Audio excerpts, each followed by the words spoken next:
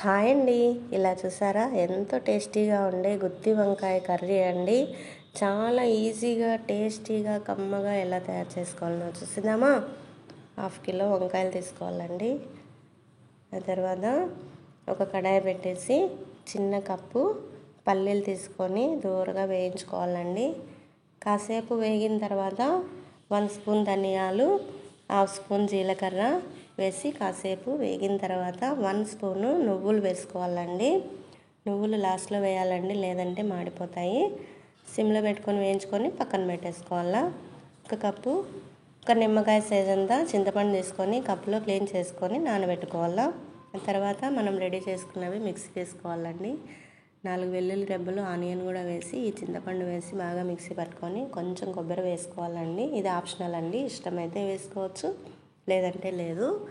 1/2 spoon పసుపు, 2 spoons కారం వేసి మిక్సీ పట్టి పక్కన పెట్టుకోవాలా. వాటర్ ఎక్కువ వేయకూడదండి. ఒక బౌల్ తీసుకొని వాటర్ తీసుకొని కొంచెం కల్లుప్పు వేయాలండి. ఇప్పుడు మనం తయారు చేసుకున్న మసాలాలో 2 స్పూన్స్ ఆయిల్ వేసి 1 స్పూన్ సాల్ట్ వేసి బాగా కలిపి పక్కన పెట్టుకోవాలా. ఆ తర్వాత వంకాయలు సగం తొడిమ తీసేసేయాలండి. తీసేసి ఇలా కట్ చేసుకొని వాటర్లో వేసుకోవాలండి. కల్లుప్పు వేయడం వల్ల వంకాయలు నల్లగా పోకుండా చాలా ఫ్రెష్గా ఉంటాయండి. ఆ తర్వాత ఒక్కొక్క వంకాయ తీసుకొని చూడండి, తెల్లగా ఉన్నాయి వంకాయలు. ఉప్పు వేయకపోతే నల్లగా పోతాయండి. అదొక చిన్న చిట్కా అన్నమాట. అలా మనము స్టఫ్ చేసుకోవాలండి. మసాలా స్పూన్ తీసుకొని అన్ని వంకాయల్లో స్టఫ్ చేసుకొని పక్కన పెట్టేసుకోవాలా.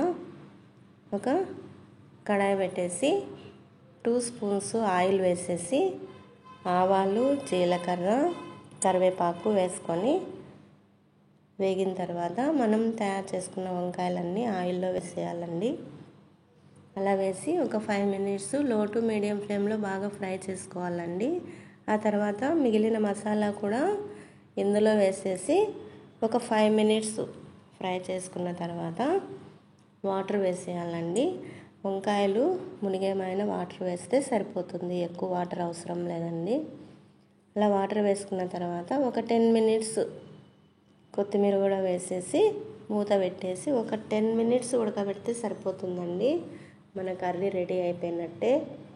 చూడండి ఎంత బాగుంటుందో, ఒకసారి ట్రై చేయండి. చాలా టేస్టీగా ఉంటుందండి.